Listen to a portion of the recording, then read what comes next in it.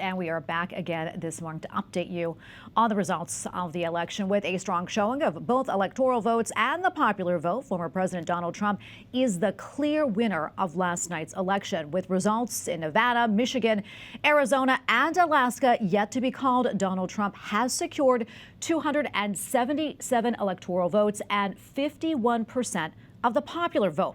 Vice President Harris won 224 electoral votes with 47.5% of the popular vote. And here's a look now at how the country voted.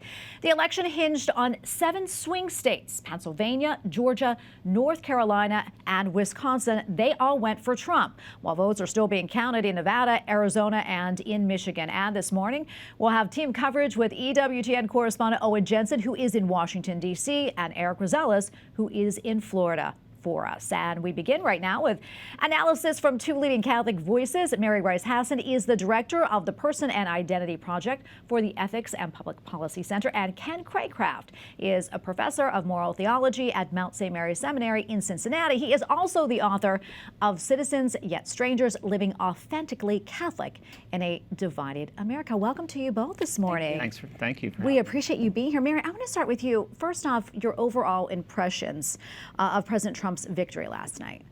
I'll tell you, what I sensed was great gratitude, relief, optimism, hope, but also a spirit of being ready to get down to business.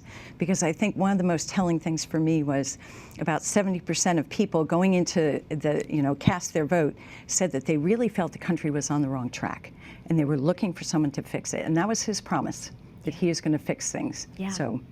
And Ken, I want to talk to you about this. I mean, we kind of talked behind the scenes about this, but how much of a factor do you think the vice presidential picks were in this? I think it was huge. I think it might actually have been a definitive change in the election, because Kamala Harris was going to win Minnesota regardless of who her vice presidential pick was.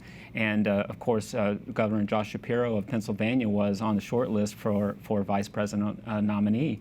If she had picked Josh Shapiro, there's a very strong chance that Pennsylvania would have gone the other way yesterday, and the blue wall wouldn't have been demolished the way that it was. Moreover, it isn't just that she picked a candidate from a state that she's already going to win. She picked a weak candidate. She picked a weak running mate, and I don't know what the thought process was into picking him, but he was a weak candidate from a state that she was already going to win, and I think this was a very important strategic mistake, one of a number of strategic mistakes that the Harris campaign made along the way, but I think this was a big one, and it may actually have changed the outcome of the election. Yeah, Mary, I want to ask you this. I mean, what do you think were the determining factors in Trump's victory, especially with Catholics? I mean, according to a Washington Post exit poll, he actually won the Catholic vote by a 15-point margin.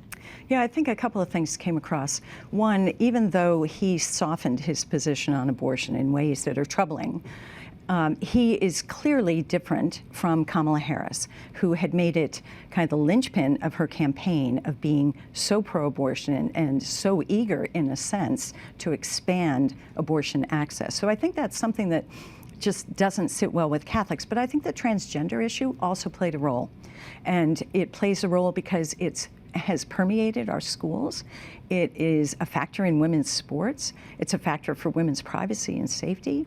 And so it's something that I think every family is looking at this and saying, wait a minute, things are going in the wrong direction. And they knew that they had Trump's ear on this issue. And so I think that was definitely a factor. Yeah, Ken, weigh in on that for us, too.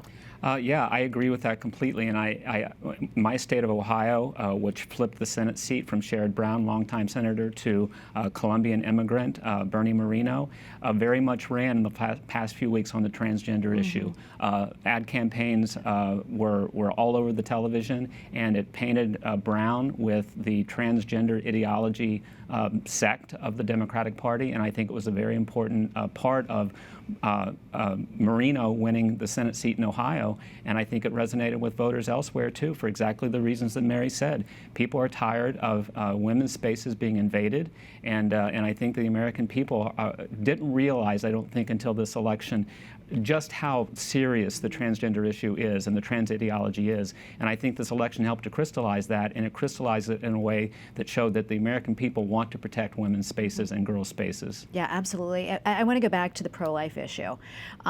Mary, take us back to what it was like during the first Trump presidency, and how do you see it going forward in this next administration?